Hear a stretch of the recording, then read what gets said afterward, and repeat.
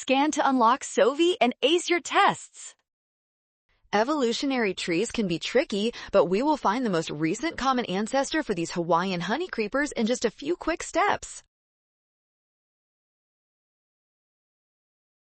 First, we need to understand that the most recent common ancestor is represented by the node where two branches meet. We must trace each pair back to their shared point. Looking at the tree, we see that L. carolirorostris and H. virens connect at a very shallow node. This proximity indicates they shared an ancestor more recently than other pairs. By comparing all the given options, we clearly see that this specific pair has the shortest distance to their common branching point on the diagram.